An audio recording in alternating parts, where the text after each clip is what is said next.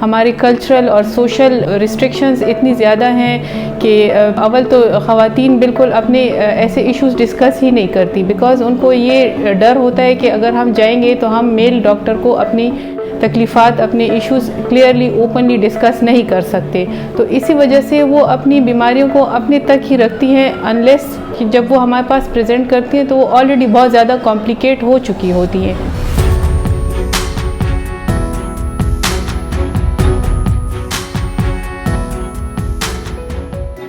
मेरा नाम डॉक्टर फ़ायज़ा हयात है और मैं institute of kidney disease Peshawar में एज ए कंसल्टेंट यूरोलॉजिस्ट काम कर रही हूँ।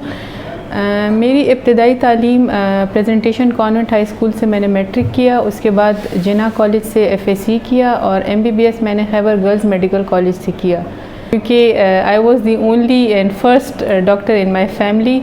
तो सब लोग मुझे उसी टाइम से मतलब अभी जब एडमिशन ही हुआ था उसी टाइम से सब मुझे डॉक्टर डॉक्टर कह के बुलाते थे।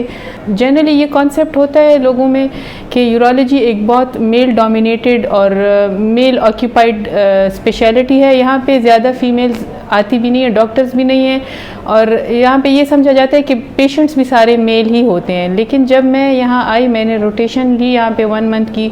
तो तब मुझे पता चला कि ये बात ऐसे है नहीं। इक्वली फ़ीमेल्स को भी वही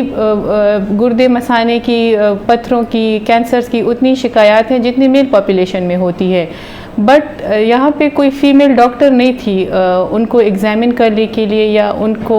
एंटरटेन करने के लिए। आई स्टार्टेड टू थिंक कि मुझे ऐसी स्पेशलिटी चूज़ करनी है जहाँ पे फ़ीमेल्स की ज़रूरत है लेकिन वहाँ पे फ़ीमेल्स हैं नहीं। After I cleared my exam, तो जब मैंने एज ए कंसल्टेंट यूरोलॉजिस्ट यहाँ पे institute of kidney disease Peshawar में एज ए कंसल्टेंट यूरोलॉजिस्ट मैंने जॉब स्टार्ट की, तो मैंने अपने सीनियर्स के साथ डिस्कस किया कि हमें फ़ीमेल एक्सक्लूसिव एक फ़ीमेल OPD स्टार्ट करनी चाहिए, जहाँ पे मैं और मेरी टीम हम लोग सिर्फ फ़ीमेल पेशेंट्स को इंटरटेन करेंगे, उनके प्रॉब्लम्स, उनके केसेस, उनके इलनेसेस डिस्कस करेंगे। हमारे तो खैबर पख्तूनख्वा में हमारे कल्चरल और सोशल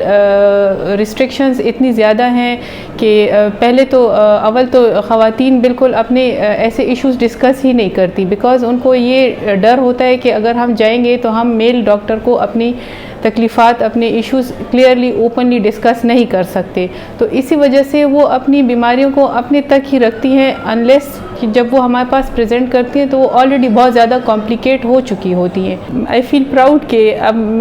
जब मैं इस फील्ड में एंटर हुई हूँ तो उसके बाद बहुत सारी जो ट्रेनीज़ हैं फ़ीमेल, वो आती हैं मुझसे, पूछती हैं, इवन अक्रॉस द कंट्री वो किसी को पता चल जाए तो वो मुझसे फेसबुक पे या सोशल मीडिया पे वो मुझसे कांटेक्ट करती है कि हम इस फील्ड में आना चाहते हैं, वेदर हमें आना चाहिए या नहीं। तो ये मैं उनको इनकरेज करती हूँ और उनको मतलब ग्रीन सिग्नल देती हूँ कि हाँ बिल्कुल, बिकॉज़ ये एक बंदे या 2 या 3 फीमेल यूरोलॉजिस्ट से ये पेशेंट्स केटर नहीं होंगे।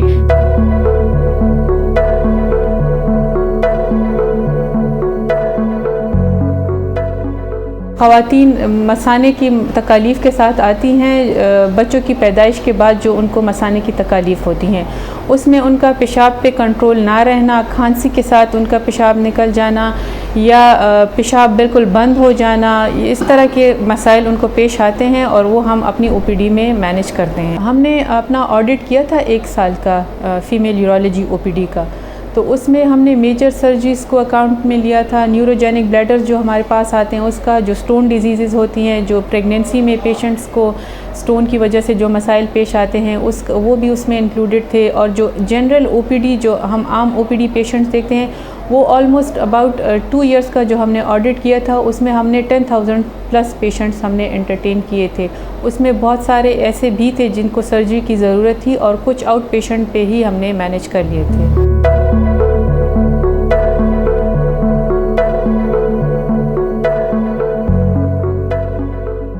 मैं अपनी न्यू जनरेशन्स को, स्पेसिफिकली फ़ीमेल्स को, जो